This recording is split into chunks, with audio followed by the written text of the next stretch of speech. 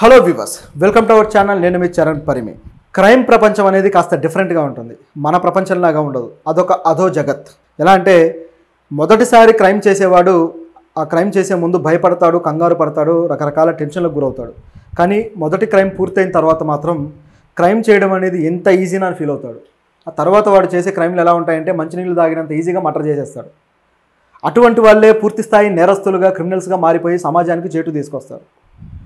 అటువంటి కథే ఇప్పుడు వచ్చింది. సో వీళ్ళు సైనైడ్ కిల్లర్స్, ముగ్గురు మహిళలు కలిసి హత్యలు చేస్తున్నారు. ఈ హత్యలు ఎలా ఉన్నాయంటే మీరు గతంలో నెట్ఫ్లిక్స్ డాక్యుమెంటరీ ఒకటి చూసే ఉంటారు. కర్రీ వర్సెస్ సైనైడ్ అనుకుంటా దాని పేరు. అందులో జాలి అని ఒక మహిళ ఉంటుంది, కేరళలో జరిగిన సంఘటన. సో ఆవిడ ఇట్లా సైనైడ్ ఇచ్చేసి కొంతమందిని చంపేస్తూ ఉంటుంది కొన్ని కారణాలతోటి. సో ఇది చాలా ఇంట్రెస్టింగ్గా ఉంటుంది ఆ డాక్యుమెంటరీ. అది చూసిన వాళ్ళు కూడా చాలా సర్ప్రైజ్ అవుతారు. నేనైతే చూశాక ఆ మహిళ ఫేస్ చూస్తేనే ఒక మనిషిలో ఇంత క్రూరత్వం ఉంటుందన్న ఫీలింగ్ వచ్చిందనమాట. అంటే అంత అద్భుతమైన డాక్యుమెంటరీ డిజైన్ చేసి వాళ్ళు తీశారు. అది నిజమైన కథ. మంచి పేరు వచ్చింది నెట్ఫ్లిక్స్కి కూడా. దాదాపు ఇటువంటి కథే ఇది. దాదాపు అంటే ఇందులో విషయాలు వేరు, బట్ వీళ్ళు మర్డర్ చేసిన పద్ధతులు ఇది మాత్రం ఆ పద్ధతిలోనే ఉంది. ఇది మన తెలుగు రాష్ట్రాల్లో జరిగింది. ఈ కథ చూస్తూ ఉంటే ట్విస్టుల మీద ట్విస్టులు అనమాట. ఇంత ఈజీగా మర్డర్లు చేసేస్తారా, ఇంత చిన్నదానికి మర్డర్ చేసేస్తారా అనే ఒక భయం కలుగుతుంది. అంటే మనుషులు వాళ్ళ మనస్తత్వం, మానవత్వానికి దూరంగా ఎంత పైశాచికత్వానికి జారుకుంటుందో ఇది ఒక ఉదాహరణ. సో చాలా ఇంట్రెస్టింగ్గా ఉంది కథ అయితే. సంఘటన మొదటగా చెప్పుకోవాలంటే తెనాలి, గుంటూరు జిల్లాలో తెనాలిలో జరిగిన సంఘటనలు అనమాట. తెనాలి అలాగే మార్కాపురం ఈ చుట్టుపక్కల జరిగింది. ఒక మర్డర్ చేబ్రోలు మండలం వడ్లమూడిలో గ్రామ శివారులో దూరంగా ఒక బీడు భూముల్లో ఒక శవం కనపడుతూ ఉంది. సో మొత్తానికి ఎవరో గ్రామస్తులు చూశారు, పోలీసులకు ఫోన్ చేస్తే పోలీసులు వచ్చారు. గుర్తు తెలియని శవంలాగా ఉంది. చూస్తే ముస్లిం మహిళ. సో ఆవిడ ఎవరా ఏంటి అని చెప్పి కనుక్కునే ప్రయత్నం చేస్తే ఆవిడ దగ్గర ఉన్న ఫోన్ నెంబర్ ద్వారా ఆవిడ పేరు అంటే ఆవిడ కాంటాక్ట్ చేస్తే ఆవిడ పేరు నాగూర్ బి అని చెప్పి తెలిసింది, షేక్ నాగూర్ బి. సో ఎవరు చంపారు ఏంటి అనే ఆధారాలు అయితే లేవు. అక్కడ ఫోరెన్సిక్ టీం గమనించి చూసినప్పుడు వాళ్ళకి ఫోరెన్సిక్ ఆధారాలుగా ఒక ఎవిడెన్స్ దొరికింది. అదేంటంటే సైనైడ్. కొద్దిగా సైనైడ్ పార్టికల్ అక్కడ దొరకడం జరిగింది. సో దొరకడంతో వాళ్ళు టెస్ట్ చేసి ఇది సైనైడ్ అని డిసైడ్ చేశారు. చివరికి ఆవిడ సైనైడ్ వల్లే చనిపోయింది అనేది కన్ఫర్మ్ అయింది ఆటాప్సీ రిపోర్ట్ వల్ల. ఇక దర్యాప్తు చేయడం మొదలెట్టారు పోలీసులు. దర్యాప్తు చేస్తూ ఉండగా అసలు ఆవిడ ఇక్కడికి ఎలా వచ్చింది ఏంటని చూస్తే ఆవిడ ఒక ఆటో ఎక్కి వచ్చిందని తెలిసింది. చివరికి ఆటో ఎవరైతే ఎక్కించుకున్నారో అతన్ని పట్టుకున్నారు. పట్టుకొని ఈవిడ ఎక్కడ ఎక్కారు, ఏమేం జరిగిందని కనుక్కుంటే అతను కొన్ని విషయాలు చెప్పాడు. తర్వాత ఇక ఈ విధంగా తీగ లాగితే డొంకంతా కదిలి ఈవిడ చావు మొదటి మర్డర్ కాదు, ఈవిడ చావు 4వ మర్డర్. గతంలో 3 మర్డర్లు చేశారు ఈవిడ చంపిన వాళ్ళు అని చెప్పేసి పోలీసులకి బ్రహ్మాండమైన ఇన్ఫర్మేషన్ వచ్చింది. అసలు వాళ్ళు ఎవరు, ఎందుకు చంపుతున్నారు, ఈవెన్ ఎందుకు చంపారు అనేది బాగా ఆసక్తికరంగా మారి పోలీసులు దీని మీద ఎంక్వైరీ చేస్తే అనేక విషయాలు తెలిసాయి. ఎస్పీ సతీష్ కుమార్ గారు ఇవన్నీ బయటపెట్టారు, అంటే కేసు అంతా పూర్తయిన తర్వాత. సో ఇవి గమనించి చూస్తే అసలు ఎవరు వీళ్ళు, ఎక్కడి నుంచి మొదలైందనే చూడాలి. తెనాలిలోని ఎడ్ల లింగయ్య కాలనీకి చెందిన ఒక మలయాళ వెంకటేశ్వర అనే మహిళ అలియాస్ బుజ్జి. సో ఆవిడ 32 సంవత్సరాలు.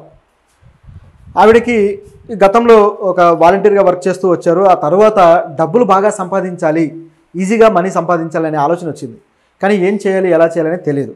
చివరికి ఆవిడ పని చేయడానికి కాంబోడియా వెళ్ళారు. సో అక్కడ డబ్బులు సంపాదించాలనే ఉద్దేశంతో వెళ్ళిన తర్వాత అక్కడ చేసిన పని ఏంటంటే ఆవిడ సైబర్ నేరాలు చేయడం మొదలుపెట్టారు. ట్రాపింగ్లు ఈ టైప్లో సైబర్ నేరాలు చేయడం మొదలెట్టారు. అవన్నీ అయిన తర్వాత అక్కడ నుంచి ఆవిడ తిరిగి వచ్చారు. సో ఆవిడ మొదటి నేరాలకి అక్కడ బీజం పడింది, నేరం ఎలా చేయాలి, ఎలా తప్పించుకోవాలన్నట్టుగా. ఆ తర్వాత బుజ్జి అనే ఆవిడ ఇంకా తన ఊర్లోనే తల్లితో పాటు నివసిస్తూ ఉన్నారు. సో ఇలా రోజులు సాగిపోతూ ఉంటే ఇక డబ్బు కావాలి, డబ్బుని ఏదో విధంగా సంపాదించాలనే ఆలోచన వచ్చింది. ఏ బిజినెస్లు చేద్దామా, ఇలా కాకుండా మనుషుల్ని లేపేసి సంపాదిద్దామని చెప్పేసి ఒక ఐడియాకి వచ్చారు. ఏం చేసిందంటే మార్కాపురంలో ఉండే తన అత్త దగ్గరికి ఈవిడ వచ్చింది. ఆ అత్త పేరు సుబ్బలక్ష్మి. సో ఆవిడ దగ్గరకు వచ్చింది. వచ్చిన తర్వాత ఆవిడ దగ్గర ఉన్న బంగారము, డబ్బు ఇవన్నీ చూసిన తర్వాత ఆవిడని లేపేస్తే ఈ బంగారం డబ్బుతో పాటు ఆస్తి కూడా నాకు దక్కుతుంది కదా అని చెప్పేసి ఈ బుజ్జి ఆలోచించింది. ఆలోచించాక ఆవిడని మర్డర్ చేయడానికి ప్లాన్ చేసి మద్యంలో సైనైడ్ కలిపారు. కలిపి ఆవిడకి ఇస్తే ఆవిడకి మద్యం అలవాటు ఉందనుకుంటాను, ఆవిడ తాగేసింది, చివరికి చనిపోయింది. ఇది జరిగింది. అయితే ఆ మర్డర్లో ఈవిడ తల్లి బొంతు రమణమ్మ ఆవిడని కూడా భాగస్వామిని చేసింది బుజ్జి. సో తల్లి కూతుళ్ళు ఇద్దరు కలిసి ఈ మర్డర్ చేసేసారు చాలా నైస్గా. సైనైడ్ అవడంతో బయట ఎక్కడ కూడా ఏ ఆనవాళ్ళు లేకుండా చనిపోయింది. ఇక మామూలు చావే అనుకున్నారు అందరూ. తిరిగి క్రిమేషన్ చేసేసారు. ఎవరికి ఏ ఆధారాలు దొరకలేదు. పోలీస్ కేసు కూడా అవ్వలేదు. అలా సమసిపోయింది. దీని తర్వాత ఇక మర్డర్ చేయడం ఇంత ఈజీనా అనిపించింది వాళ్ళకి. ఇంత సింపుల్గా చేసేయచ్చా, సో డబ్బులు కావాలంటే మర్డర్ చేద్దాం అనే మైండ్ సెట్కి ఇవిడ వచ్చేసింది. క్రిమినల్స్ ఎలా పుడతారంటే ఈ విధంగా పుడతారు. ఆ తర్వాత ఆవిడ ఇక మామూలుగా మళ్ళీ తల్లితో కలిసి జీవితం సాగిస్తూ ఉంది. ఈ క్రమంలో ఒక మహిళ దగ్గర గతంలో ఒక 20,000 అప్పు తీసుకొని ఉన్నారు. సో ఆ అప్పుని తిరిగి కట్టమని చెప్పేసి ఆ మహిళ అడుగుతూ ఉంది. పక్కింటి మహిళ అడుగుతూ ఉంటే ఎట్లా ఇవి కట్టకుండా తప్పించుకోవాలి, ఏం చేయాలని చెప్పేసి ఆలోచన పడింది బుజ్జి. సో రోజులు దాటవేస్తూ వస్తున్నారు. ఆవిడకేమో చిరాకు వస్తుంది. మీరు ఏంటి దాటేస్తారు, కొద్దిగా ఇవ్వాలి కదా అని చెప్పేసి అడుగుతూ ఉంది. ఇక లాభం లేదు, ఈవిని కూడా ఏదన్నా చేసేద్దాం, మర్డర్ చేసేస్తే ఓ పని అయిపోద్ది అని చెప్పి డిసైడ్ అయ్యారు. 20,000 కట్టడానికి ఎగ్గొట్టడానికి మర్డర్ చేశారు వీళ్ళు, కేవలం 20,000 డబ్బు కోసం. అయితే దీంట్లో మరో లాజిక్ కూడా పెట్టుకున్నారు వాళ్ళు. ఈమెను చంపేస్తే ఈమె దగ్గర ఉన్న డబ్బు, అంటే ఆవిడ డబ్బులు ఈ విధంగా ఇస్తూ ఉంటుంది కదా, సో ఆవిడ దగ్గర ఉన్న డబ్బు బంగారం కొట్టేయచ్చు అని చెప్పేసి ఆలోచించి ఆవిడని కూడా థమ్సప్లో సైనైడ్ కలిపి ఆవిడకి ఇచ్చి చంపేశారు. ఆవిడ తాగింది, చనిపోయింది. ఇది కూడా సాధారణ మర్డర్గానే చిత్రీకరించారు. చివరికి అంటే సాధారణ చావుగా, చివరికి మామూలు క్రిమిషన్ అయిపోయింది. ఈవిడ దగ్గర ఉన్న బంగారాన్ని, డబ్బుని వీళ్ళు దోచుకున్నారు. మళ్ళీ యథావిధిగా జీవితం సాగుతుంది. సో ఈ మర్డర్ జరిగింది 2023 ఆగస్టులో, సంవత్సరం క్రితం. గతంలో జరిగింది ఇంకాస్త ఒక 6 నెలల ముందు. అంటే 2 సంవత్సరాల వ్యవధిలో 4 మర్డర్లు చేశారు వీళ్ళు. 4 మర్డర్తో దొరికారనుకోండి. అయితే ఇది 2వ మర్డర్. దీని తర్వాత 3వ మర్డర్ ఎలా చేశారంటే కొంతకాలం గడిచిపోతూ ఉంది. అయితే ఈ క్రమంలో సడన్గా మోషే అని ఒక వ్యక్తిని చంపేశారు, ఒక పురుషుణ్ణి. అతన్ని ఎందుకు చంపారు అనేది చూస్తే ఇందులో మరొక ఇంట్రెస్టింగ్ ఫ్యాక్ట్. ఆ మోషే అనే వ్యక్తి రోజు తాగొచ్చి పెళ్ళాన్ని కొడుతున్నాడట. సరే, ఆయన తాగొచ్చి పెళ్ళాన్ని కొడుతున్నా, వీళ్ళకేమైంది, భయపెట్టాలి, లేదా దండించాలి, ఏదైనా చేయాలి. చంపడం ఏంటి అంటే ఇక్కడ ఒక ట్విస్ట్ ఉంది. ఈ చంపడంలో ఎవరైతే దెబ్బలు తింటున్నారో ఆ భార్య కూడా భాగస్వాలైంది. ఈ ముగ్గురు కలిసి చంపేశారు. ఆ భార్య భర్త దెబ్బలు తట్టుకోలేక, సరే ఆవిడ బాధ ఆవిడకు ఉంది, ఆవిడ ఇంకేదైనా చర్య తీసుకుంటే బాగుండేది, కానీ ఆవిడ ఏం చేసిందంటే వీళ్ళకి చెప్పింది, నా మొగుడు ఈ విధంగా కొడుతున్నాడు, సతాయిస్తున్నాడు అని చెప్పేసి. చాలామంది కొన్ని పేద కుటుంబాల్లో ఈ విధంగా టార్చర్ చేసే మొగులు, తాగుబోతు మొగులు ఉంటారు. వీళ్ళ వల్ల మహిళలు విసిగి వేసారి చివరికి వీళ్ళ నుంచి విడిపోలేక, అలాగని అక్కడ ఉండలేక నానా యాతన పడుతూ ఉంటారు. అలాంటి వాళ్ళని ఈమె ట్రాప్ చేసి ఈజీగా చేయడానికి అవకాశం దొరికింది. అంటే వాళ్ళ మైండ్ సెట్ అలాంటి అన్స్టెబిలిటీ స్టేజ్లో ఉంది. సో ఏం జరిగిందంటే ఈ భూదేవి తన బాధలన్నీ కూడా ఈమెకు చెప్పుకుంది, వీళ్ళకి, తల్లి కూతుళ్ళకి చెప్పుకున్న తర్వాత వీళ్ళు ఏం చేశారంటే, అయితే ఇంకెందుకు ఆలస్యం, లేపేద్దామని చెప్పేసి అన్నారు. వీళ్ళకి లేపేయడం అంత అలవాటు కదా, ఈజీగా చంపేయగలరు కాబట్టి అనేసరికి ఆవిడ ఇన్ఫ్లుయెన్స్ అయిపోయింది భార్య. అంతేనా, లేపేస్తే ఇక నాకు జీవితాంతం ఈ బాధ ఉండదు కదా అని చెప్పేసి ఆవిడ అనుకుంది. మరి ఆ భర్త ఎంత టార్చర్ చేశాడో కానీ చివరికి సరే లేపేయాలని డిసైడ్ అయిపోయి ఆయనకు కూడా ఇదే విధంగా సేమ్ మద్యంలో మందు, ఇది సైనైడ్ కలిపేసి ఇచ్చారు. చివరికి తాగేసి చనిపోయాడు ఆయన. ఇట్లా మద్యంలో కలపడము, థమ్సప్లో కలపడము, ఈ విధంగా కలిపి ఇవ్వడము, తాగిన తర్వాత వాళ్ళు చచ్చిపోవడం. ఈ కేసులో కూడా ఏ ఆధారాలు దొరకలేదు, ఇక సాఫీగా సాగిపోయింది. చివరికి అంటే మందు తాగిన తర్వాత కొంతమందికి ఆ గొంతు ఎండిపోయి కూడా చనిపోయే వాళ్ళు ఉంటారు, కొన్నిసార్లు నాటు మందు తాగి, అంటే నాటు సారాలు తాగి. సో ఈ తరహాలో దాన్ని కూడా కప్పిపుచ్చేశారు. అయితే దీంట్లో వీళ్ళు బేరం మాట్లాడుకుంది ఏంటి, వీళ్ళకి లాభం ఏంటంటే కొంత డబ్బు, కొంత బంగారంతో పాటు ఆయన పేరు మీద ఇన్సూరెన్స్లో కూడా వాటా మాట్లాడుకున్నారు, ఆవిడకి వచ్చే ఇన్సూరెన్స్లో. సో ఎంత తెలివిగా ఆలోచించారో చూడండి.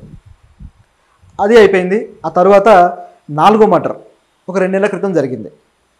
సో ఈ 4వ మర్డర్ ఎలా అయింది అంటే, పోలీసులు దర్యాప్తు చేసిన దాన్ని బట్టి ఇది కూడా కాస్త ఇంట్రెస్టింగ్గానే ఉంది.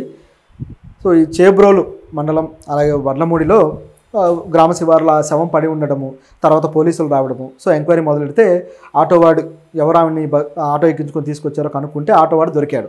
దొరికిన తర్వాత అసలు ఈవిని ఎవరెవరితో వచ్చింది, ఎవరు ఈవిని తీసుకొని వచ్చారని చెప్పేసి అడిగితే ఆయన ఏం చెప్పాడంటే, ఆవిడ మొదటగా సోమసుందరపాలెం వంతెన వద్ద ఆవిడ ఆటో మాట్లాడుకున్నారు నాగూర్బి.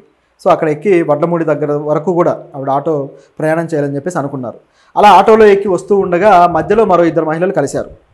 ఆ 2 మహిళలు ఎవరయ్యా అంటే, ఒక ఆవిడ పేరు బుజ్జి, ఎవరైతే కిల్లర్ ఉన్నారో ఆవిడ. మరొక ఆవిడ పేరు కథ ముందుకెళ్తుంటే తెలుస్తుంది. సో ఈ 2 మహిళలతోటి మాట్లాడిన తర్వాత ఒక ఆవిడ వచ్చేసి ఆటోలో కూర్చున్నారు. ఈ బుజ్జి అనే ఆవిడ మాత్రం వెనకాల స్కూటీలో ఆటోను ఫాలో అవుతూ వస్తున్నారు.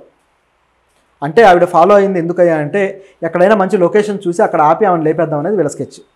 అలా ఫాలో అవుతూ వస్తున్నారు. మంచి లొకేషన్, ఎవ్వరు జనసంచారం లేని లొకేషన్ కనపడింది, ఆ గ్రామ శివారు. సో అక్కడ ఆటోను ఆపేసి ఆటోను పంపించేశారు. పంపించిన తర్వాత ఈమెను లేపేశారు. అయితే ఆ రెండో మహిళ ఎవరు అని గమనించి చూస్తే ఆటోలో కూర్చున్న ఆ రెండో మహిళని రంజని అని పిలవడం వినపడింది. సో దాంతో పోలీసులకు అతను చెప్పాడు. సో ఈ రంజని ఎవరు అని చెప్పేసి కనుక్కుంటే ఆవిడ కూడా దొరికారు. దొరికిన తర్వాత ఆవిడతో పాటు ఈ బుజ్జి దొరికారు. అంటే ఆవిడని ఎంక్వైరీ చేయడంతో బుజ్జి అడ్రస్ కూడా చెప్పింది. ఆవిడ దొరికింది, ఆవిడ తల్లి దొరికింది, గతంలో మోసే మర్డర్ చేసిన భూదేవి గారు కూడా దొరికారు. ఈ విధంగా డొంకంతా కదిలి మొత్తం ఎవరైతే మర్డర్లు చేశారో వీళ్ళందరూ దొరికిపోయారు. అందరూ మహిళలే. సో వీళ్ళెందుకు ఈ నాగురుబిని చంపారంటే ఆమె దగ్గర ఉన్న డబ్బులు బంగారం కోసం ముందు రోజు నుంచి కూడా ప్లాన్ చేసుకొని మొత్తానికి డిసైడ్ అయిపోయి తీసుకొచ్చి చంపేసి డబ్బులు అవి తీసుకొని వెళ్ళిపోయారు. ఇందులో గమనిస్తే ఈ రంజని గారికి ఆవిడకి ఏదో లడాయి ఉన్నట్టుంది. పోలీసులు ఇంకా బయట పెట్టలేదు. బహుశా ఆమె ఇన్వాల్వ్మెంట్ తోటి ఈ చావుకి, ఈ మర్డర్కి వాళ్ళు వచ్చుంటారు.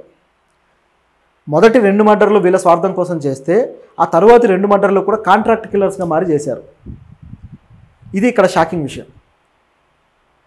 మోషే మర్డర్ని ఆ భూదేవితోటి ముందే మాట్లాడుకొని, ఒప్పందం మాట్లాడుకొని, డబ్బులు అలాగే ఇన్సూరెన్స్లో వాటా ఇవన్నీ మాట్లాడుకొని చేశారు. తర్వాత ఇక్కడ మర్డర్లో రంజిని అనే మరో మహిళ పాత్రను తీసుకొని ఆవిడతో కలిసి బుజ్జి మర్డర్ చేసింది. సో ఇందులో వీళ్ళ మధ్య ఏముందనేది ఇంకా పోలీసులు తెలియాల్సి ఉంది, వాళ్ళు ఇంకా చెప్పాల్సి ఉంది.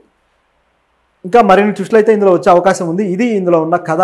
చూడండి, ఏమాత్రం ఆ నెట్ఫ్లిక్స్ డాక్యుమెంటరీకి తగ్గని విధంగా ఉంది. చూస్తూ ఉంటే భవిష్యత్తులో ఇది ఖచ్చితంగా నెట్ఫ్లిక్స్లో డాక్యుమెంటరీగా వచ్చే అవకాశాలు అయితే